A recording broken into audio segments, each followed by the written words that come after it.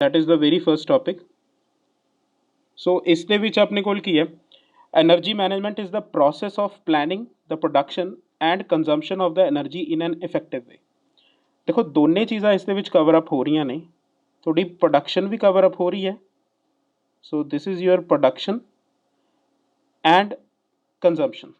सो दोने चीज़ां ने, ठीक है। प्रोड्यूस किवें करना ਤੇ ਉਸ ਨੂੰ ਕੰਜ਼ਿਊਮ ਕਿਵੇਂ ਕਰਨਾ, ਉਸ ਦੀ ਖਪਤ ਕਿਵੇਂ ਕਰਨੀ ਹੈ ਐਨਰਜੀ ਦੀ, ਕਿਸ ਤਰੀਕੇ ਨਾਲ ਕਰਨੀ ਹੈ, ਇੱਕ ਬਹੁਤ ਹੀ ਇਫੈਕਟਿਵ ਵੇ ਦੇ ਨਾਲ ਕਰਨੀ ਹੈ, ਇੱਕ ਬਹੁਤ ਹੀ ਸਹੀ ਤਰੀਕੇ ਨਾਲ ਉਹਦੀ ਕੰਜ਼ੰਪਸ਼ਨ ਵੀ ਹੋਣੀ ਚਾਹੀਦੀ ਹੈ ਤੇ ਉਹਦੀ ਪ੍ਰੋਡਕਸ਼ਨ ਵੀ ਹੋਣੀ ਚਾਹੀਦੀ ਹੈ। ਉਸ ਚੀਜ਼ ਨੂੰ ਅਸੀਂ ਕੀ ਕਹਿੰਦੇ ਹਾਂ, ਐਨਰਜੀ ਮੈਨੇਜਮੈਂਟ। ਇੱਕ ਹੋਰ ਡੈਫੀਨੇਸ਼ਨ ਦੇ ਅਕੋਰਡਿੰਗਲੀ ਇਸ ਦੀ ਇੱਕ ਡੈਫੀਨੇਸ਼ਨ ਹੋਰ ਹੈ, that is it is a sensible and efficient use of the energy to maximize the profit, that is minimizing the cost। देखो प्रॉफिट मैक्सीमाइज ਜ਼ਰੂਰ ਕਰਨਾ ਹੈ, ਪਰ ਧਿਆਨ 'ਚ ਇਹ ਰੱਖਣਾ ਹੈ ਕਿ ਜਿਹੜੀ એનર્ਜੀ ਦੀ ਕੰਜ਼ੰਪਸ਼ਨ ਹੈ, એનર્ਜੀ ਦਾ ਯੂਜ਼ ਹੈ, ਉਹ ਸੈਂਸਿਬਲ ਹੋਵੇ, ਥੋੜਾ ਦਿਮਾਗ ਤੋਂ ਕੰਮ ਲੈ ਕੇ ਫਿਰ ਉਸ ਨੂੰ ਯੂਜ਼ ਕਰਨਾ ਹੈ, ਇੱਕ ਐਫੀਸ਼ੀਐਂਟ ਚੰਗੇ ਤਰੀਕੇ ਨਾਲ ਉਸ ਨੂੰ ਯੂਜ਼ ਕਰਨਾ ਹੈ। ਇਹ ਦੋਨੇ ਹੋ ਗਈਆਂ ਇਸ ਦੀਆਂ ਡੈਫੀਨੇਸ਼ਨਸ। ਦੈਨ ਸੈਕਿੰਡ ਜੋ ਇਸ ਦਾ ਪਾਰਟ ਆ ਜਾਂਦਾ ਹੈ, ਉਹ ਹੈ ਤੁਹਾਡੇ ਕੋਲ ਆਬਜੈਕਟਿਵਸ। ਸੋ ਆਬਜੈਕਟਿਵਸ ਕੀ ਨੇ ਐਨਰਜੀ ਮੈਨੇਜਮੈਂਟ ਦੇ, ਐਨਰਜੀ ਨੂੰ ਮੈਨੇਜ ਕਰਨਾ, ਉਸ ਦੇ ਆਬਜੈਕਟਿਵਸ ਕੀ ਨੇ। ਸੋ ਸਭ ਤੋਂ ਪਹਿਲਾ ਜਿਹੜਾ ਆਬਜੈਕਟਿਵ ਹੈ ਉਹ ਹੈ ਕੰਜ਼ਰਵੇਸ਼ਨ ਆਫ ਰਿਸੋਰਸ। ਇਸ ਦੇ ਨਾਲ ਅਸੀਂ ਆਪਣੇ ਰਿਸੋਰਸਿਸ ਨੂੰ ਕੰਜ਼ਰਵ ਕਰਦੇ ਹਾਂ, ਪ੍ਰੋਟੈਕਟ ਕਰਕੇ ਰੱਖਦੇ ਹਾਂ। Then protection of climate protection, ਮਤਲਬ ਜਿਹੜੀ ਕਲਾਈਮੇਟ ਆਲਰੇਡੀ ਪ੍ਰੋਟੈਕਟ ਕੀਤਾ ਜਾ ਰਿਹਾ ਹੈ ਉਸ ਨੂੰ ਹੋਰ ਪ੍ਰੋਟੈਕਟ ਕਰਨਾ ਹੈ ਅਸੀਂ, ਠੀਕ ਹੈ। ਕਿਉਂਕਿ ਦੇਖੋ ਅੱਜ ਕੱਲ੍ਹ ਦਾ ਜਿਵੇਂ ਤੁਹਾਡੇ ਕੋਲ ਮਾਹੌਲ ਚੱਲ ਰਿਹਾ ਹੈਗਾ, ਤੁਸੀਂ ਓਬਜ਼ਰਵ ਕੀਤਾ ਹੋਊਗਾ ਕਿ ਤੁਹਾਡੇ ਸਰਾਊਂਡਿੰਗ ਜਿਹੜਾ ਇਨਵਾਇਰਮੈਂਟ ਹੈ ਉਹ ਕਾਫੀ ਜ਼ਿਆਦਾ ਤੁਹਾਨੂੰ ਫਰੈਸ਼ ਫੀਲ ਹੁੰਦਾ ਹੈਗਾ। ਕਿਉਂ? ਕਿਉਂਕਿ ਪੋਲਿਊਸ਼ਨ ਨਹੀਂ ਕ੍ਰੀਏਟ ਹੋ ਰਿਹਾ, ਵਹੀਕਲਸ ਨਹੀਂ ਚੱਲ ਰਹੇ, ਇੰਡਸਟਰੀਜ਼ ਬੰਦ ਨੇ। ਸੋ ਉਹ ਚੀਜ਼ਾਂ ਦੇਖੋ ਕਿ ਉੱਥੇ ਸਿਰਫ ਥੋੜ੍ਹੇ ਦਿਨਾਂ ਨਾਲ ਦੇ ਫਰਕ ਦੇ ਨਾਲ ਹੀ ਤੁਹਾਨੂੰ ਇਹ ਚੀਜ਼ਾਂ ਵਿਜ਼ੀਬਲ ਹੋ ਰਹੀਆਂ ਨੇ। ਤਾਂ ਲੌਂਗ ਟਰਮ ਅਗਰ ਆਪਾਂ ਸੈਂਸੀਬਲ ਹੋ ਕੇ ਥੋੜ੍ਹਾ ਜਿਹਾ ਯੂਜ਼ ਕਰੀਏ ਤਾਂ ਇਸ ਦਾ ਕਿੰਨਾ ਚੰਗਾ ਇੰਪੈਕਟ ਪਊਗਾ। ਦੈਨ ਤੀਸਰੀ ਚੀਜ਼ ਹੈ that is saving of the cost saving. So ਜਿੰਨੀ ਤੁਸੀਂ ਕੋਸਟ ਸੇਵਿੰਗ ਕਰਦੇ ਹੋ ਉਸ ਨੂੰ ਫਰਦਰ ਹੋਰ ਸੇਵ ਕਰ ਸਕੋ, ਠੀਕ ਹੈ। ਆਪਾਂ ਏ ਸੀ ਲੈਣ ਜਾਂਦੇ ਹਾਂ ਬੇਸਿਕਲੀ, ਤਾਂ ਏ ਸੀ ਦੇ ਵਿੱਚ ਆਪਾਂ ਜਨਰਲੀ ਇਹ ਦੇਖਦੇ ਹਾਂ ਕਿ ਕਿੰਨੇ ਸਟਾਰ ਏ ਸੀ ਹੈ, 3 ਸਟਾਰ ਹੈ, 4 ਸਟਾਰ ਹੈ, 5 ਸਟਾਰ ਹੈ। ਸੋ ਉਹ ਸਟਾਰ ਰੇਟਿੰਗ ਬੇਸਿਕਲੀ ਇਹ ਸ਼ੋ ਕਰਦੀ ਹੈ ਕਿ ਉਸਦੀ ਐਨਰਜੀ ਕੰਜ਼ੰਪਸ਼ਨ ਘੱਟ ਹੋਊਗੀ, ਐਨਰਜੀ ਦੀ ਖਪਤ ਘੱਟ ਹੋਊਗੀ, ਪਾਵਰ ਦੀ ਖਪਤ ਘੱਟ ਹੋਊਗੀ। ਚੌਥੀ ਚੀਜ਼ ਹੈ maintaining the access to energy resources permanently in an effective way. ਦੇਖੋ ਆਉਣ ਵਾਲੀਆਂ ਜਨਰੇਸ਼ਨ ਦੇ ਨੂੰ ਵੀ ਐਨਰਜੀ ਅਸੀਂ ਪ੍ਰੋਵਾਈਡ ਕਰਨੀ ਹੈ, ਆਉਣ ਵਾਲੀਆਂ ਜਨਰੇਸ਼ਨ ਵੀ ਗੱਡੀਆਂ ਚਲਾ ਸਕਣ, ਵਹੀਕਲ ਚਲਾ ਸਕਣ। ਇਹ ਨਾ ਹੋਵੇ ਕਿ ਆਉਣ ਵਾਲੀ ਜਨਰੇਸ਼ਨ ਨੂੰ ਪਹਿਲਾਂ ਟੈਨਸ਼ਨ ਇਹ ਪੈ ਜਾਏ ਕਿ ਪਹਿਲਾਂ ਚਲਾਉਣ ਦੇ ਲਈ ਫਿਊਲ ਕੀ ਹੋਊਗਾ, ਕਿਉਂਕਿ ਕੋਲ ਅਤੇ ਪੈਟਰੋਲੀਅਮ ਇੰਨਾ ਜ਼ਿਆਦਾ ਤੇਜ਼ੀ ਨਾਲ ਕੰਜ਼ਿਊਮ ਹੋ ਰਿਹਾ ਹੈਗਾ। ਇਸ ਕਰਕੇ ਇਹ ਵੀ ਸੋਚਣਾ ਜ਼ਰੂਰੀ ਹੈ ਕਿ ਇਸ ਨੂੰ ਕਿੰਨਾ ਇਫੈਕਟਿਵ ਵੇ ਦੇ ਵਿੱਚ ਤੁਸੀਂ ਯੂਜ਼ ਕਰ ਸਕੋ ਤਾਂ ਕਿ ਆਉਣ ਵਾਲੀਆਂ ਜਨਰੇਸ਼ਨ ਵੀ ਇਸ ਨੂੰ ਯੂਜ਼ ਕਰ ਸਕਣ। ਹਾਂਜੀ, ਓਕੇ ਹੈ, ਠੀਕ ਹੈ। ਸੋ ਐਨਰਜੀ ਮੈਨੇਜਮੈਂਟ ਦੀ ਇਹ ਡੈਫੀਨੇਸ਼ਨ ਹੋ ਗਈ ਐਂਡ ਆਬਜੈਕਟਿਵਸ ਹੋ ਗਏ ਐਨਰਜੀ ਮੈਨੇਜਮੈਂਟ ਦੇ, ਠੀਕ ਹੈ। ਚਲੋ ਨੈਕਸਟ ਇਸ ਦੇ ਨਾਲ ਨੈਕਸਟ ਟੌਪਿਕ 'ਤੇ ਪ੍ਰੋਸੀਡ ਕਰਦੇ ਹਾਂ।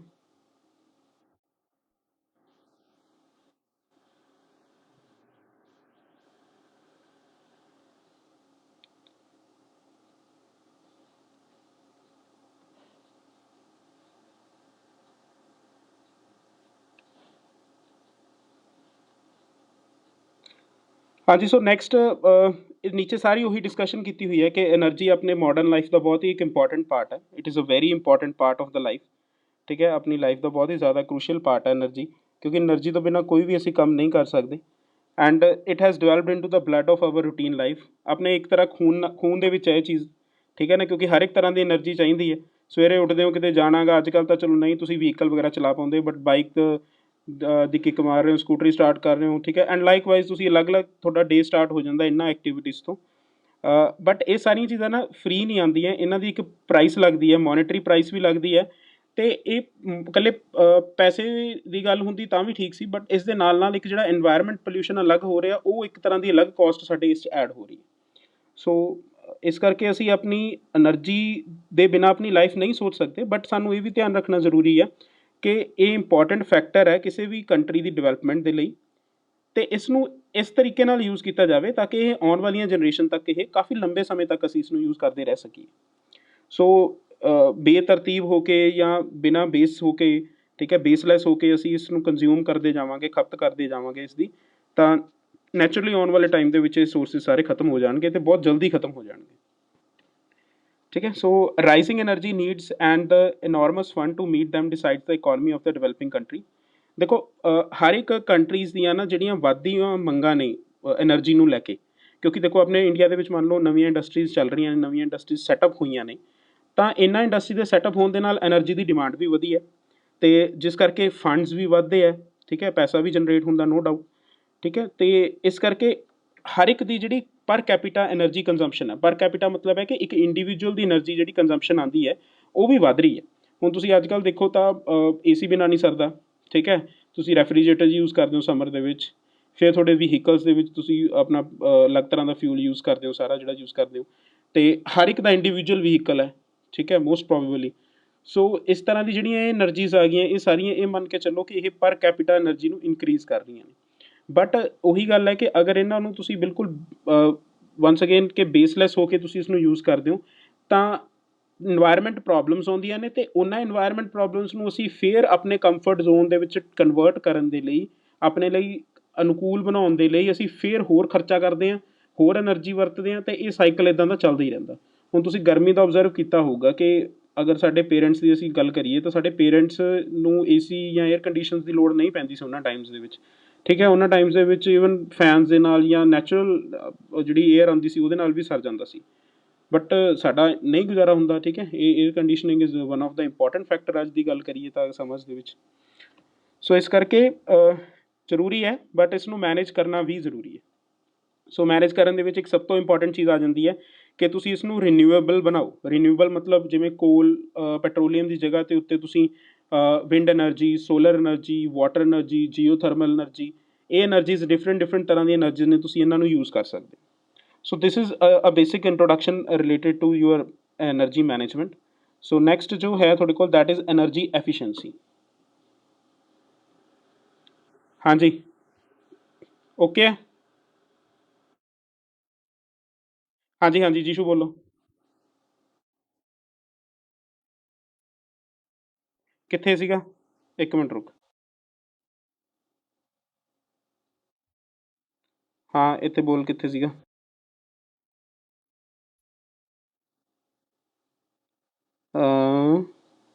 Just a second. एनर्जीज, अच्छा अच्छा अच्छा, वाइटल, वाइटल, ठीक है, वाइटल, वाइटल मीन्स इम्पोर्टेंट, ठीक है, इम्पोर्टेंट।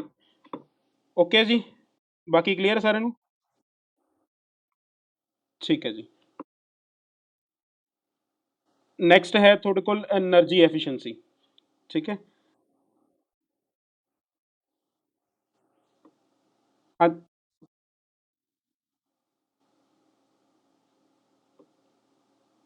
ਸੋ એનર્ਜੀ ਐਫੀਸ਼ੀਐਂਸੀ ਦੇ ਵਿੱਚ ਆਪਣੇ ਕੋਲ ਕੀ ਹੈ, that energy efficiency means using the less energy to provide the same or the more output। ਦੇਖੋ ਏਅਰ ਕੰਡੀਸ਼ਨਸ ਆਪਣੇ ਇੰਪਰੂਵ ਹੋਏ ਆ, ਏਅਰ ਕੰਡੀਸ਼ਨਿੰਗ ਡਿਵਾਈਸਿਸ ਇੰਪਰੂਵ ਹੋਈਆਂ ਨੇ, ਅਤੇ ਇੱਦਾਂ ਨਹੀਂ ਹੈ ਕਿ ਉਹ ਜਿਹੜੀ ਕੂਲਿੰਗ ਨੇ ਉਹ ਪਹਿਲਾਂ ਨਾਲੋਂ ਘੱਟ ਦੇਣ ਲੱਗ ਗਿਆ। ਜੇ ਐਨਰਜੀ ਐਫੀਸ਼ੀਐਂਸੀ ਦੀ ਗੱਲ ਕਰੀਏ ਕਿ ਸਟਾਰ ਰੇਟਿੰਗ ਵੱਧ ਗਈਆਂ ਜੀ, ਉਸ 'ਚ ਕੋਈ ਮਟੀਰੀਅਲ ਕੋਈ ਇਹੋ ਜਿਹਾ ਯੂਜ਼ ਕਰ ਲਿਆ ਹੋਊ ਜਿਹਦੇ ਨਾਲ ਉਹਦੀ ਆਊਟਪੁੱਟ 'ਤੇ ਕੋਈ ਫਰਕ ਪਿਆ ਹੋਊਗਾ, ਨਹੀਂ, ਇੱਦਾਂ ਦਾ ਕੋਈ ਇਸ਼ੂ ਨਹੀਂ ਹੈ। ਹਾਂ, ਜਿਹੜੀ ਬੈਟਰ ਟੈਕਨੋਲੋਜੀ ਹੈ, ਟੈਕਨੋਲੋਜੀ ਨੂੰ ਥੋੜ੍ਹਾ ਜਿਹਾ ਵਧੀਆ ਤਰੀਕੇ ਦੇ ਨਾਲ ਯੂਜ਼ ਕਰਕੇ ਅਸੀਂ ਐਫੀਸ਼ੀਐਂਸੀ ਲੈ ਕੇ ਆ ਰਹੇ ਹਾਂਗੇ, ਆਊਟਪੁੱਟ ਤੁਹਾਡੀ ਉਨੀ ਰਹਿੰਦੀ ਹੈ। ਸੋ ਇਹ ਆਊਟਪੁੱਟ ਵਾਲਾ ਕੰਸੈਪਟ ਨਹੀਂ ਆਪਣੇ ਦਿਮਾਗ 'ਚ ਹੋਣਾ ਚਾਹੀਦਾ ਕਿ ਆਊਟਪੁੱਟ ਦੇ ਵਿੱਚ ਕੋਈ ਫਰਕ ਪੈਂਦਾ ਹੈਗਾ। ਜਿਵੇਂ LED ਬਲਬ ਦੀ ਗੱਲ ਕਰਦੇ ਹੈ ਨਾ, LED bulb is more efficient than the compact fluorescent bulb and much better and efficient than a tradition incandescent bulb, ਠੀਕ ਹੈ। ਸੋ ਇਹ ਜਿਹੜੇ ਬਲਬਸ ਨੇ, ਜਿਹੜੇ ਤੁਸੀਂ ਦੇਖੇ ਹੁੰਦੇ ਹੋ, ਜਿਹੜੇ ਯੈਲੋ ਲਾਈਟ ਬੇਸਿਕਲੀ ਪ੍ਰੋਡਿਊਸ ਕਰਦੇ ਸੀਗੇ, ਸੋ ਉਹ ਬਲਬਸ ਦੇ ਨਾਲ ਕੰਪੇਅਰ ਕੀਤਾ ਗਿਆ, ਠੀਕ ਹੈ। ਸੋ LED ਬਲਬਸ ਵੀ ਆ ਗਏ ਤੁਹਾਡੇ ਕੋਲ। LED ਤੋਂ ਪਹਿਲਾਂ ਇੱਕ ਤਰ੍ਹਾਂ ਆਪਣੇ ਕੋਲ ਆਈ ਥਿੰਕ CFLs ਆਉਂਦੇ ਸੀਗੀਆਂ, ਜਿਹੜੀਆਂ ਟਿਊਬਸ ਆਉਂਦੀਆਂ ਸੀਗੀਆਂ, ਸੋ ਉਹਨਾਂ ਦੇ ਨਾਲੋਂ LED ਕੰਪੈਰੇਟਿਵਲੀ ਵਧੀਆ ਹੋਣ ਲੱਗ ਗਏ, ਵਧੀਆ ਐਫੀਸ਼ੀਐਂਸੀ ਦਿੰਦੇ ਹੈਗੇ, ਖਰਚਾ ਵੀ ਘੱਟ ਆਉਂਦਾ ਉਹਨਾਂ ਦਾ। ਆਪਣੇ ਅੱਜ ਕੱਲ੍ਹ ਸਾਰੇ ਘਰਾਂ ਦੇ ਵਿੱਚ ਤੁਸੀਂ ਮੋਸਟ ਪ੍ਰੋਬੇਬਲੀ ਦੇਖਿਆ ਹੋਊਗਾ ਕਿ LED ਬਲਬਸ ਆਪਾਂ ਜ਼ਿਆਦਾ ਯੂਜ਼ ਕਰਦੇ ਹੈਗੇ। So energy efficiency is a way for safe, dependable, reasonable and sustainable energy system for the future। So energy efficiency ਦੇ ਨਾਲ ਅਸੀਂ ਇੱਕ ਚੀਜ਼ ਸ਼ਿਓਰ ਕਰ ਸਕਦੇ ਹਾਂ ਕਿ ਸਾਡਾ ਜਿਹੜਾ ਸਾਡੇ ਕੋਲ ਐਨਰਜੀ ਦਾ ਜੋ ਮੈਨੇਜਮੈਂਟ ਦਾ ਕੌਨਸੈਪਟ ਹੈ, ਅਸੀਂ ਉਸ ਨੂੰ ਇੰਪਲੀਮੈਂਟ ਵੀ ਕਰ ਸਕਦੇ ਹਾਂ, ਅਤੇ ਇਹ ਇੱਕ ਤਰੀਕਾ ਹੈਗਾ ਸੇਫ, ਡਿਪੈਂਡੇਬਲ, ਰੀਜ਼ਨੇਬਲ ਤੇ ਸਸਟੇਨੇਬਲ। ਆ ਚਾਰ ਤਰੀਕੇ ਦਾ ਜਿਹੜਾ એનર્ਜੀ ਸਿਸਟਮ ਹੈ, ਜਿਹਦੇ ਚਾਰ ਫੀਚਰਸ ਨੇ એનર્ਜੀ ਸਿਸਟਮ ਦੇ ਵਿੱਚ, ਉਹ ਅਸੀਂ ਲਿਆ ਸਕੀਏ ਫਿਊਚਰ ਵਾਸਤੇ। So that is more important. So increasing the energy efficiency do comes at additional cost initially, but it is more beneficial with the reference to conservation of energy, energy management for the safety of environment, etc. देखो starting ਦੇ ਵਿੱਚ energy efficiency ਦੇ ਵਿੱਚ ਹੋ ਸਕਦਾ ਹੈ research ਲੱਗੇ, ਕਈ ਤਰ੍ਹਾਂ ਦੀ ਸਟੱਡੀ ਲੱਗੇ, ਕਈ ਤਰ੍ਹਾਂ ਦੀ ਇਨਵੈਸਟਮੈਂਟ ਲੱਗੇ, ਪਹਿਲਾਂ ਕੁਝ ਨਾ ਮਿਲੇ, ਠੀਕ ਹੈ, ਕੋਈ ਰॉ ਮਟੀਰੀਅਲਸ ਨਾ ਮਿਲਣ ਜਾਂ ਕੁਛ ਇੱਦਾਂ ਦੀ ਦਿੱਕਤ ਆਵੇ। But ones the process is in the you can say pipeline, ਜਦੋਂ ਇੱਕ ਸਟਾਰਟ ਹੋ ਜਾਂਦਾ ਪ੍ਰੋਸੈਸ, ਤਾਂ ਫਿਰ ਉਸ ਤੋਂ ਬਾਅਦ ਇਸ ਦੀ ਦਿੱਕਤ ਨਹੀਂ ਆਉਂਦੀ ਹੈਗੀ, ਫਿਰ ਉਸ ਤੋਂ ਬਾਅਦ ਇਹ ਹੋਰ ਜ਼ਿਆਦਾ ਕੋਸਟ ਇਫੈਕਟਿਵ ਹੋਣ ਲੱਗ ਜਾਂਦਾ। ਸੋ ਇਸ ਕਰਕੇ energy efficiency is very very important. Energy efficiency ਨੂੰ ਇੱਕ ਤਰੀਕੇ ਨਾਲ ਇਹ ਵੀ ਲਿਆ ਜਾ ਸਕਦਾ ਕਿ it is a key tool for lowering the CO2 emissions। ਦੇਖੋ ਕਾਰਬਨ ਦੀ ਹੀ emission ਜਿਹੜੀ ਹੈ ਆਪਣੇ ਕੋਲ, that is very important। ਸੋ ਕਾਰਬਨ ਦੀ emission ਹੀ ਆਪਣੇ ਕੋਲ ਸਭ ਤੋਂ ਜ਼ਿਆਦਾ ਇੰਪੋਰਟੈਂਟ ਹੈ। ਤੋ ਇਸ ਕਰਕੇ ਤੁਸੀਂ ਕਾਰਬਨ ਦੀ ਜਿਹੜੀ emission ਹੈ ਉਸ ਨੂੰ ਤੁਸੀਂ ਇਹਦੇ ਵਿੱਚ, ਠੀਕ ਹੈ, ਦੇਖ ਸਕਦੇ ਹੋ। ਸੋ ਨੈਕਸਟ ਜਿਹੜਾ ਹੈ ਆਪਣੇ ਕੋਲ that is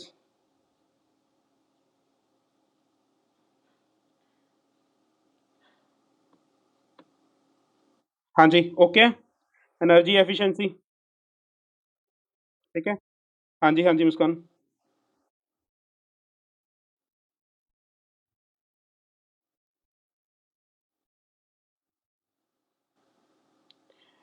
more output in the sense ਕਿ ਰਾਜੇ ਜਿਵੇਂ ਹੁਣ ਲਾਈਟ ਹੈ ਮੰਨ ਲਓ, ਹੈ ਨਾ, ਤੇ ਜਿਵੇਂ ਹੁਣ ਲਾਈਟ ਦੀ ਆਪਾਂ ਐਗਜ਼ਾਮਪਲ ਦਿੰਨੇ ਆ, ਠੀਕ ਹੈ। ਕੁਆਲਿਟੀ ਦੇਖੋ, ਉਹਦੀ ਕੁਆਲਿਟੀ ਡਿਗਰੇਡ ਨਹੀਂ ਹੋਊਗੀ, ਠੀਕ ਹੈ, ਦੈਟ ਇਜ਼ ਟੂ ਕਰੈਕਟ ਕਿ ਕੁਆਲਿਟੀ ਡਿਗਰੇਡ ਨਹੀਂ ਹੋਊਗੀ, ਬੈਟਰ ਕੁਆਲਿਟੀ ਜ਼ਰੂਰ ਦਊਗਾ, ਠੀਕ ਹੈ। ਸੋ ਕੁਆਲਿਟੀ, ਹਾਂ definitely quality will be improved, ਠੀਕ ਹੈ, ਕਿਉਂਕਿ ਜਿਵੇਂ ਐਫੀਸ਼ੀਐਂਸੀ ਇੰਪਰੂਵਡ ਹੁੰਦੀ ਹੈ ਤਾਂ ਕੁਆਲਿਟੀ ਵੀ ਇੰਪਰੂਵ ਹੋਊਗੀ ਆਪਣੇ ਕੋਲ, ਠੀਕ ਹੈ। ਸੋ ਐਟਲੀਸਟ ਜਾਂ ਤਾਂ ਕੰਪੇਰੇਬਲ ਤਾਂ ਹੋਊਗਾ ਹੀ ਹੋਊਗਾ, ਨਹੀਂ ਉਸ ਤੋਂ ਬੈਟਰ ਤਾਂ ਹੋਊਗਾ ਹੀ। ਦੋਨੇ ਕੇਸਿਸ ਹੋ ਸਕਦੇ, ਮਤਲਬ ਕੰਪੇਰੇਬਲ ਵੀ ਹੋ ਸਕਦਾ ਤੇ ਉਸ ਦੀ ਬੈਟਰ ਆਊਟਪੁੱਟ ਵੀ ਹੋ ਸਕਦੀ ਹੈ, ਠੀਕ ਹੈ। ਚਲੋ ਠੀਕ ਹੈ ਰਾਜੇ, ਨੈਕਸਟ ਟੌਪਿਕ ਹੈ ਤੁਹਾਡਾ એનર્ਜੀ ਕੰਜ਼ਰਵੇਸ਼ਨ।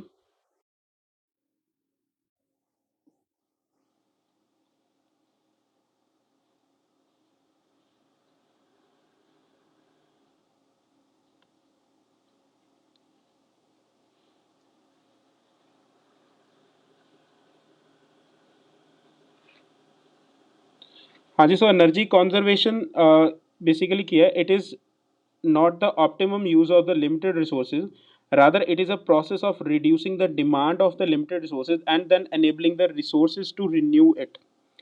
ਸੋ એનર્ਜੀ ਕੰਜ਼ਰਵੇਸ਼ਨ ਦਾ ਮਤਲਬ ਕੀ ਹੈ ਕਿ ਤੁਸੀਂ ਪਹਿਲਾਂ ਤਾਂ ਨਾ ਉਸ ਦੀ ਇੱਕ ਤਰ੍ਹਾਂ ਨਾਲ ਡਿਮਾਂਡ ਨੂੰ ਰਿਡਿਊਸ ਕਰਨਾ, ਜਿੰਨੇ ਕਿ ਲਿਮਿਟਿਡ ਰਿਸੋਰਸਿਸ ਹੈ, ਐਂਡ ਉਸ ਤੋਂ ਬਾਅਦ ਉਹਨਾਂ ਰਿਸੋਰਸਿਸ ਨੂੰ ਤੁਸੀਂ ਰੀਨਿਊ ਕਰ ਸਕੋ, ਯਾਨੀ ਉਹਨਾਂ ਨੂੰ ਹੋਰ ਬੈਟਰ ਤਰੀਕੇ ਦੇ ਨਾਲ ਯੂਜ਼ ਕਰ ਸਕੋ as if they are being regenerated, ਠੀਕ ਹੈ। ਤਾਂ ਇੱਦਾਂ ਲੱਗੇ ਵੀ ਉਹ ਤੁਹਾਡੇ ਲਈ ਰੀਜਨਰੇਟ ਹੋ ਰਿਹਾ ਇੱਕ ਤਰ੍ਹਾਂ ਨਾਲ, because if we are using those limited resources last as long as they can, that would mean we are not doing anything more than extending an emergency until they finally run out of their use। so otherwise ਅਗਰ ਅਸੀਂ ਇਹ ਚੀਜ਼ ਨਹੀਂ ਕਰਦੇ, then ਅਸੀਂ ਸਿਰਫ ਉਹਨਾਂ limited resources ਨੂੰ ਉਸ ਸਮੇਂ ਤੱਕ ਯੂਜ਼ ਕਰ ਰਹੇ ਹਾਂ ਜਦੋਂ ਤੱਕ ਕਿ ਸਾਡੇ ਕੋਲ ਇੱਕ ਕੋਈ ਐਮਰਜੈਂਸੀ ਨਹੀਂ ਆ ਜਾਂਦੀ ਜਾਂ ਸਾਡੇ ਕੋਲ ਸਾਰੇ ਰਿਸੋਰਸਿਸ ਸਾਡੇ ਖਤਮ ਨਹੀਂ ਹੋ ਜਾਂਦੇ।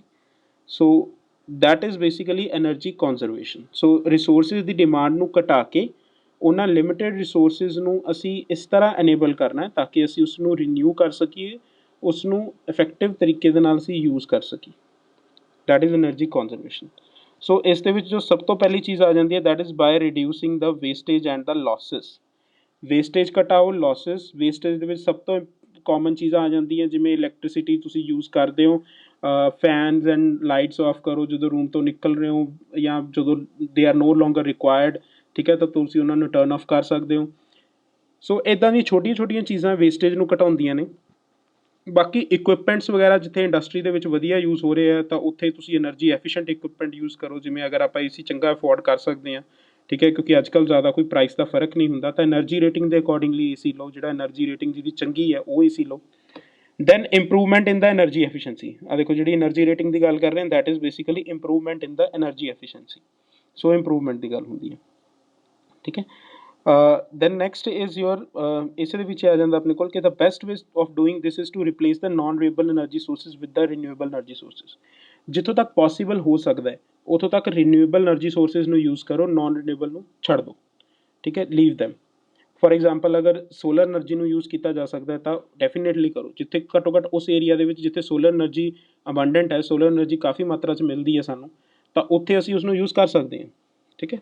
ਸੋ in general, energy conservation is helpful not only in reducing the consumption of the energy, but it also reduce energy demand per capita. ਸੋ ਨਾ ਤਾਂ ਇਹ ਸਾਡੀ ਦੋ ਤਰੀਕੇ ਨਾਲ ਹੈਲਪ ਕਰੇਗਾ ਬੇਸਿਕਲੀ।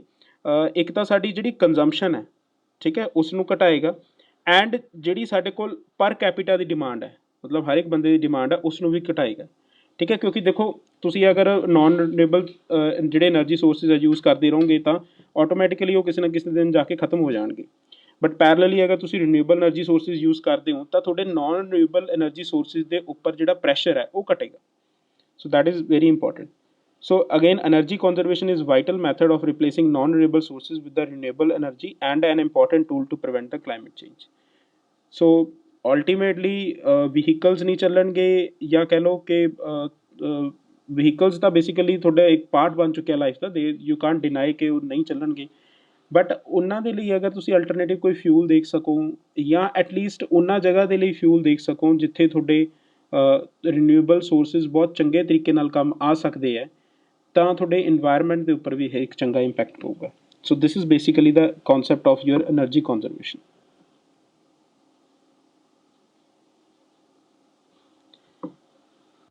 ਹਾਂਜੀ ਕਲਾਸ ਕਲੀਅਰ ਹੈ એનર્ਜੀ ਕੰਜ਼ਰਵੇਸ਼ਨ, ਠੀਕ ਹੈ। ਸੋ એનર્ਜੀ, ਹਾਂ, એનર્ਜੀ ਕੰਜ਼ਰਵੇਸ਼ਨ ਦੇ ਵਿੱਚ ਦੋ ਚੀਜ਼ਾਂ ਇੰਪੋਰਟੈਂਟ ਧਿਆਨ 'ਚ ਰੱਖਣੀਆਂ ਨੇ ਕਿ ਇੱਕ ਤਾਂ ਵੇਸਟੇਜ ਅਤੇ ਲੋਸਿਸ ਰਿਡਿਊਸ ਕਰਨੇ ਆ ਅਤੇ ਇੱਕ એનર્ਜੀ ਦੀ ਐਫੀਸ਼ੀਐਂਸੀ ਨੂੰ ਇੰਪਰੂਵ ਕਰਨਾ, ਠੀਕ ਹੈ। ਸੋ ਜੋ ਫਾਈਨਲ ਚੀਜ਼ ਅੱਜ ਆਪਾਂ ਦੇਖਾਂਗੇ last topic, that is energy efficiency and its need. Energy efficiency ਕੀ ਹੈ ਅਤੇ ਇਸ ਦੀ ਜ਼ਰੂਰਤ ਕਿਉਂ ਹੈ, ਠੀਕ ਹੈ।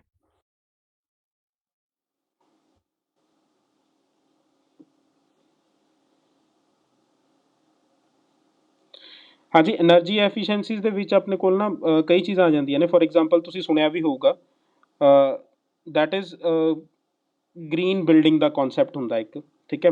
ਸੋ ਗ੍ਰੀਨ ਬਿਲਡਿੰਗਸ, ਜਿਵੇਂ ਤੁਸੀਂ ਗ੍ਰੀਨਰੀ ਸੋਚ ਪਾ ਰਹੇ ਹੋ, ਇਹ ਦੋਨਾਂ ਤਰੀਕੇ ਦੀ ਗ੍ਰੀਨਰੀ ਹੀ ਹੁੰਦੀ ਹੈ।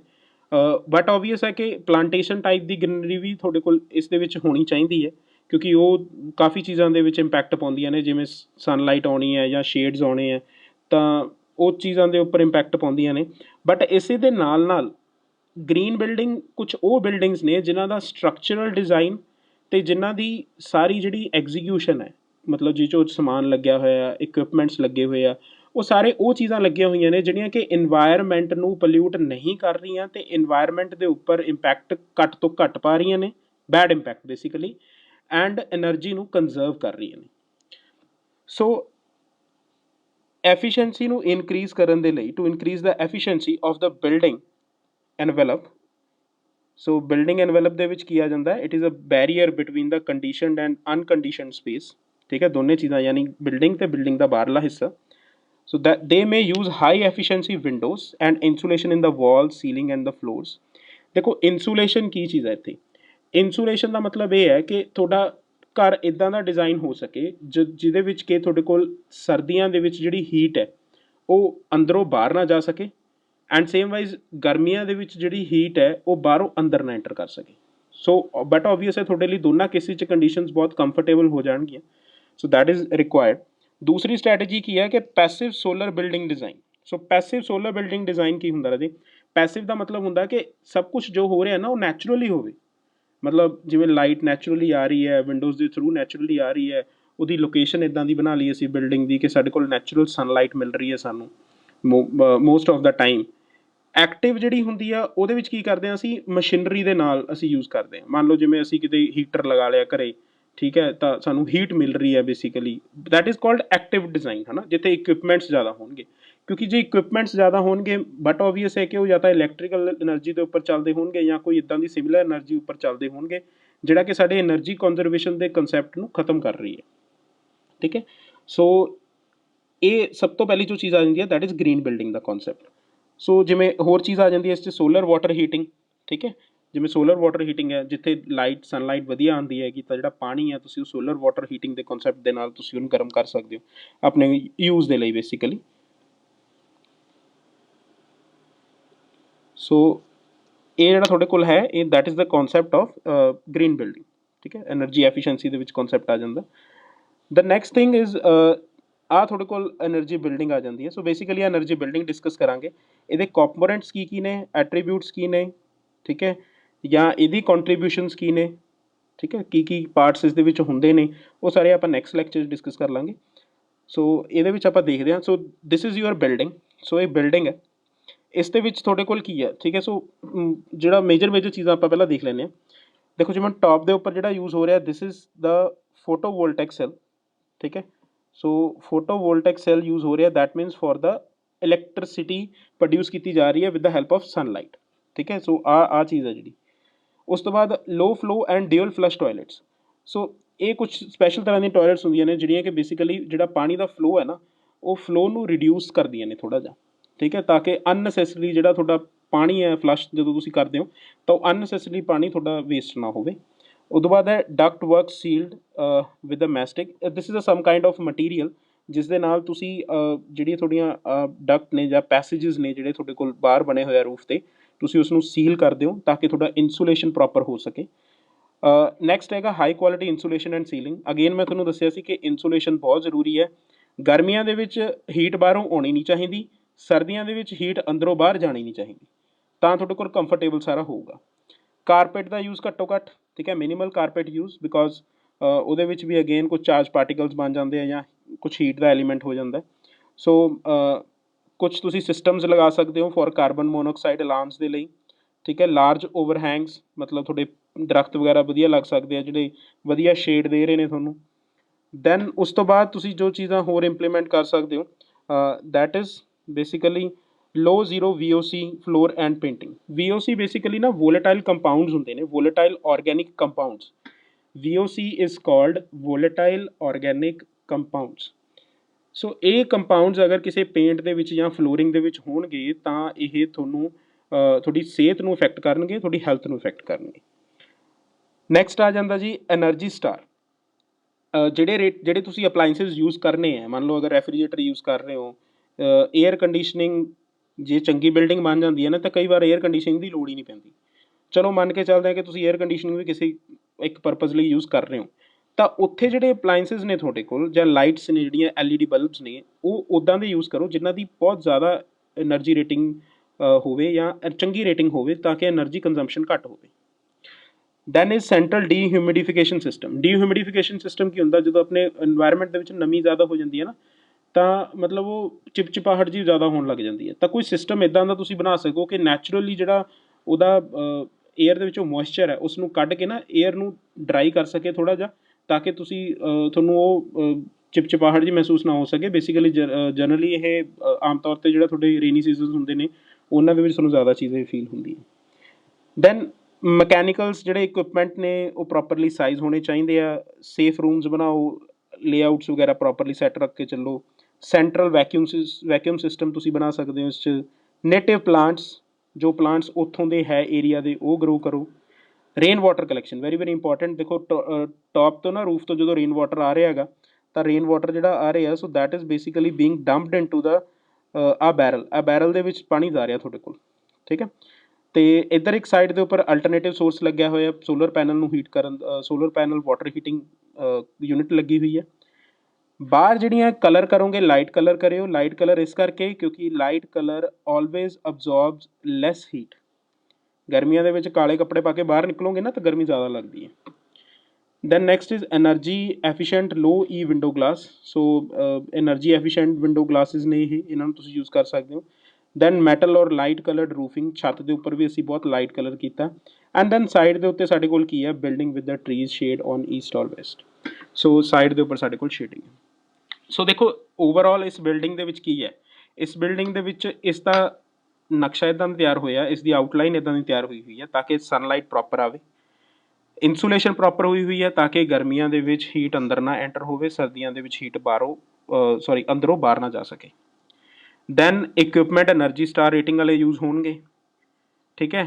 ਆਲੇ ਦੁਆਲੇ ਗ੍ਰੀਨਰੀ ਹੋਊਗੀ, ਅਤੇ ਘੱਟ ਤੋਂ ਘੱਟ ਤੁਸੀਂ ਯੂਜ਼ ਕਰੋਗੇ ਉਹਨਾਂ ਚੀਜ਼ਾਂ ਦਾ ਜਿਹੜੀ ਕਿ ਐਨਰਜੀ ਕੰਜ਼ੰਪਸ਼ਨ ਨੂੰ ਵਧਾਵਾ ਦੇ ਰਹੀਆਂ ਨੇ, ਐਨਰਜੀ ਕੰਜ਼ਰਵ ਨਹੀਂ ਕਰ ਰਹੀਆਂ। ਰੇਨ ਵਾਟਰ ਨੂੰ ਹਾਰਵੈਸਟ ਕਰੋਗੇ। ਸੋ ਇਹ ਸਾਰੀਆਂ ਚੀਜ਼ਾਂ ਤੁਹਾਡੇ ਕੋਲ ਕੰਪੋਨੈਂਟ ਆ ਜਾਂਦੇ ਨੇ, that is a part of a green building. So ਉਸ ਤੋਂ ਬਾਅਦ ਸਟ੍ਰੈਟਜੀਜ਼ ਕੀ ਨੇ ਇਸ ਦੀਆਂ ਜਿਹੜੀਆਂ ਤੁਸੀਂ ਇਹ ਬਣਾ ਸਕਦੇ ਹੋ, ਯਾਨੀ ਇਹਨਾਂ ਨੂੰ ਹੀ ਡਿਟੇਲ 'ਚ ਆਪਾਂ ਡਿਸਕਸ ਕਰਾਂਗੇ ਇਨ ਦਾ ਨੈਕਸਟ ਲੈਕਚਰ।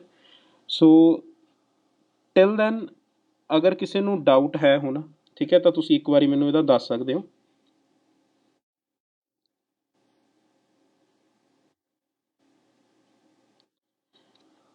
ਹਾਂਜੀ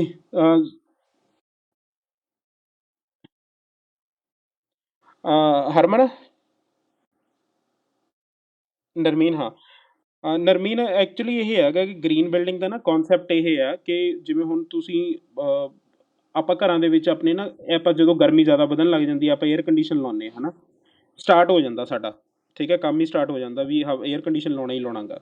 ਦੇਖੋ ਜਿਹੜੀ ਗ੍ਰੀਨ ਬਿਲਡਿੰਗ ਦਾ ਕੌਨਸੈਪਟ ਹੈ ਨਾ, ਉਸ ਦੇ ਵਿੱਚ ਟਰਾਈ ਇਹੀ ਕਰਨਾ ਗਾ ਕਿ ਜਿੰਨਾ ਵੀ ਕੰਮ ਹੋਣਾ ਗਾ ਉਹ ਨੈਚੁਰਲੀ ਹੋਵੇ। ਲਾਈਟਿੰਗ ਨੈਚੁਰਲੀ ਆਵੇ, ਠੀਕ ਹੈ, ਜਿੱਥੋਂ ਤੱਕ ਆ ਸਕਦੀ ਹੈ। ਦੇਖੋ ਨੈਚੁਰਲ ਲਾਈਟ ਆਊਗੀ, ਜਿੰਨਾ most of the time natural light ਆਊਗੀ ਤੁਹਾਡੇ ਸਾਰੇ ਦਿਨ ਦੇ, ਤਾਂ ਤੁਸੀਂ ਉਨੀ LED ਬਲਬਸ ਵਗੈਰਾ ਘੱਟ ਔਨ ਕਰੋਗੇ, ਤਾਂ ਐਨਰਜੀ ਕੰਜ਼ੰਪਸ਼ਨ ਘੱਟ ਹੋਊਗੀ, ਠੀਕ ਹੈ। ਦੂਸਰੀ ਚੀਜ਼ ਹੈ ਜਿਵੇਂ ਇਨਸੂਲੇਸ਼ਨ ਹੈ। ਜੇ ਇਨਸੂਲੇਸ਼ਨ ਦੀ ਗੱਲ ਦੱਸੀ ਹੈ ਕਿ ਇਹਦੇ ਵਿੱਚ ਨਾ ਮਟੀਰੀਅਲਸ ਇੱਦਾਂ ਦੇ ਯੂਜ਼ ਹੋ ਜਾਂਦੇ ਆ ਜਿਹੜੇ ਕਿ ਆਟੋਮੈਟਿਕਲੀ ਇਹ ਇਨਸ਼ੋਰ ਕਰਦੇ ਆ ਕਿ ਗਰਮੀਆਂ ਦੇ ਵਿੱਚ ਜਿਹੜੀ ਹੀਟ ਹੈ ਉਹ ਬਾਹਰੋਂ ਅੰਦਰ ਨਾ ਐਂਟਰ ਹੋਵੇ, ਸਰਦੀਆਂ ਦੇ ਵਿੱਚ ਹੀਟ ਅੰਦਰੋਂ ਬਾਹਰ ਨਾ ਜਾ ਸਕੇ, ਠੀਕ ਹੈ ਨਾ। ਅਤੇ ਅਸੀਂ ਇਹਨਾਂ ਚੀਜ਼ਾਂ ਨੂੰ ਯੂਜ਼ ਕਰਕੇ ਅਸੀਂ ਇਹਨੂੰ ਗ੍ਰੀਨ ਬਿਲਡਿੰਗ ਇਸੇ ਕਰਕੇ ਕਿਹਾ ਜਾਂਦਾ ਕਿ ਇਹ ਸਟਰਕਚਰਲੀ ਅਤੇ ਇਹ ਫੀਚਰ ਵਾਈਜ਼ ਇਹ ਦੋਨੇ ਪੁਆਇੰਟ ਦੇ ਉੱਪਰ ਇਨਵਾਇਰਮੈਂਟ ਫਰੈਂਡਲੀ ਹੈ, ਇਸ ਕਰਕੇ ਇਸ ਨੂੰ ਗ੍ਰੀਨ ਬਿਲਡਿੰਗ ਦਾ ਨਾਮ ਦਿੱਤਾ ਜਾਂਦਾ।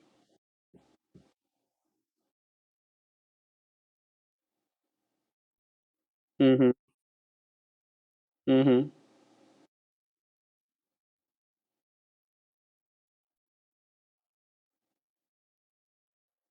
ਨਹੀਂ ਦੇਖੋ, ਇਹਦਾ ਮੈਂ ਤੁਹਾਨੂੰ ਦੱਸਦਾ ਨਾ, ਇਹਦਾ ਦੇਖੋ ਕੱਲਾ ਕੱਲਾ ਜਿਹੜੇ ਟਰੀਜ਼ ਹੈ ਨਾ, ਟਰੀਜ਼ ਦਾ ਰੋਲ ਕੱਲਾ ਠੰਡ ਤੇ ਗਰਮੀ ਵਾਲਾ ਕੰਸੈਪਟ ਨਹੀਂ ਹੁੰਦਾ। ਟਰੀਜ਼ ਬੇਸਿਕਲੀ ਤੁਹਾਡੀ ਜਿਹੜੀ ਏਅਰ ਪੋਲਿਊਸ਼ਨ ਹੈ ਨਾ, ਟਰੀਜ਼ ਏਅਰ ਪੋਲਿਊਸ਼ਨ ਨੂੰ ਕੰਟਰੋਲ ਕਰਨ ਦੇ ਵਿੱਚ ਬਹੁਤ ਹੈਲਪ ਕਰਦੇ ਆ, ਠੀਕ ਹੈ ਨਾ। ਤੇ ਕਿਉਂਕਿ ਜਿਹੜੇ ਤੁਹਾਡੇ ਕਾਰਬਨ ਡਾਈਆਕਸਾਈਡ ਦੇ ਪਾਰਟੀਕਲਸ ਨੇ ਉਹਨਾਂ ਨੂੰ ਇਹ ਕੰਟੇਨ ਕਰਨ ਦੇ ਵਿੱਚ ਬਹੁਤ ਹੈਲਪ ਕਰਦੇ ਆ। ਹੁਣ ਅਗਰ ਮੰਨ ਕੇ ਚੱਲੀਏ ਤਾਂ ਤੁਹਾਡੇ ਵਿੰਟਰ ਦੇ ਕੇਸ ਦੇ ਵਿੱਚ ਵੀ ਏਅਰ ਪੋਲਿਊਸ਼ਨ ਦੀ ਪ੍ਰੋਬਲਮ ਜ਼ਿਆਦਾ ਹੁੰਦੀ ਹੈ। ਅਗਰ ਆਪਾਂ ਮੰਨ ਕੇ ਚੱਲੀਏ, ਹੁਣ ਜਿਵੇਂ ਆ ਤੁਹਾਡੇ ਪਰਾਲੀ ਵਗੈਰਾ ਸਾੜਦੇ ਆ, ਤਾਂ ਉਹ ਜਿਹੜਾ ਫੌਗ ਤੋਂ ਬਾਅਦ ਉਹ ਸਮੌਗ 'ਚ ਕਨਵਰਟ ਹੋ ਜਾਂਦਾ ਹੈ, ਧੂਏ ਅਤੇ ਫੌਗ ਦਾ ਕੰਬੀਨੇਸ਼ਨ ਬਣ ਜਾਂਦਾ ਹੈ। ਉਹ ਤਾਂ ਪ੍ਰੋਬਲਮ ਆਪਾਂ ਨੂੰ ਸਭ ਤੋਂ ਜ਼ਿਆਦਾ ਸਰਦੀਆਂ 'ਚ ਹੁੰਦੀ ਹੈ, ਠੀਕ ਹੈ ਨਾ। So that means it is not only because of the fact ਕਿ ਸ਼ੇਡ ਦੇਣਗੇ ਜਾਂ ਸਿਰਫ ਇਕੱਲਾ ਇਹੀ ਕੰਮ ਕਰਨਗੇ।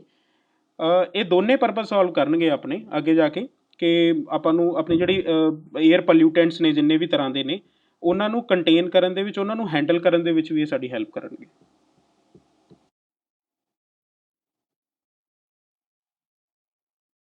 ਹੂੰ। ਹੁਣ ਮੈਂ ਤੁਹਾਨੂੰ ਇੱਕ ਹਾਂਜੀ ਇੱਥੋਂ ਤੱਕ ਕਲੀਅਰ ਹੈ। ਮੈਂ ਇੱਕ ਅੱਧੀ ਤੁਹਾਨੂੰ ਨਾ ਇਹਦੀ ਐਗਜ਼ਾਮਪਲ ਦਿਖਾਉਣਾ ਗ੍ਰੀਨ ਬਿਲਡਿੰਗ ਦੀ, ਠੀਕ ਹੈ। ਇੱਕ ਮਿੰਟ ਜਸਟ ਵੇਟ ਕਰੇ।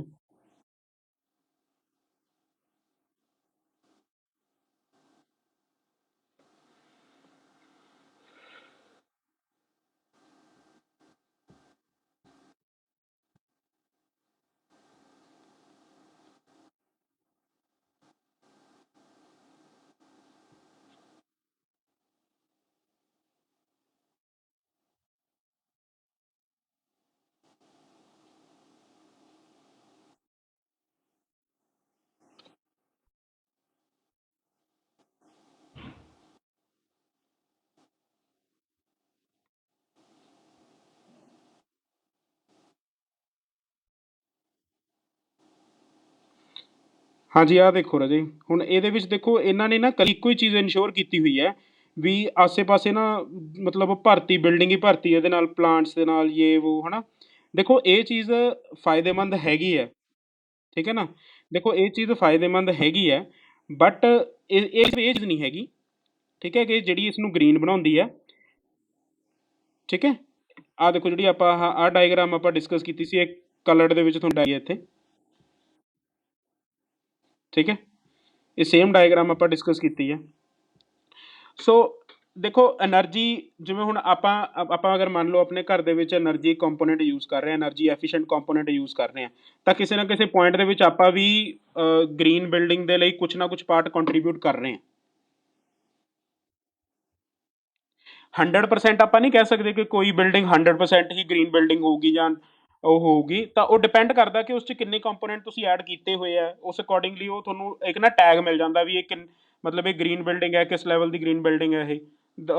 That is provided by basically ਅਲੱਗ-ਅਲੱਗ ਬੋਡੀਜ਼ ਬਣੀਆਂ ਹੋਈਆਂ ਨੇ ਤੁਹਾਡੇ ਇੰਡੀਆ ਦੇ ਵਿੱਚ ਵੀ, ਜਿਹੜੀਆਂ ਤੁਹਾਡੇ ਇਸ ਬਿਲਡਿੰਗ ਨੂੰ ਕਰਦੀਆਂ ਨੇ ਬੇਸਿਕਲੀ ਗ੍ਰੀਨ ਬਿਲਡਿੰਗ। ਅੱਜ ਕੱਲ੍ਹ ਤਾਂ ਨਾ ਜਿਹੜੀਆਂ ਤੁਹਾਡੀਆਂ ਕਮਰਸ਼ੀਅਲਾਈਜ਼ਡ ਬਿਲਡਿੰਗ ਨੇ, ਜਿਵੇਂ ਆਫਿਸਿਸ ਬਣੇ ਹੋਏ ਨੇ ਬਹੁਤ ਵੱਡੇ, ਜਿਹੜੇ ਵਧੀਆ ਆਫਿਸਿਸ ਬਣੇ ਹੋਏ ਨੇ ਅਲੱਗ-ਅਲੱਗ ਕੰਪਨੀਜ਼ ਦੇ, ਤਾਂ ਉਹਨਾਂ ਦੇ ਵਿੱਚ ਤਾਂ ਤੁਹਾਨੂੰ ਇਹ ਜ਼ਰੂਰੀ ਹੋ ਚੁੱਕਿਆ ਕਿ ਤੁਸੀਂ ਇਹ ਚੀਜ਼ਾਂ ਇੰਪਲੀਮੈਂਟ ਕਰਨੀਆਂ ਨੇ। ਠੀਕ ਹੈ, ਠੀਕ ਹੈ ਜੀ। ਹਾਂਜੀ, ਹੋਰ ਕੋਈ ਡਾਊਟ ਹੈ ਤਾਂ ਦੱਸੋ।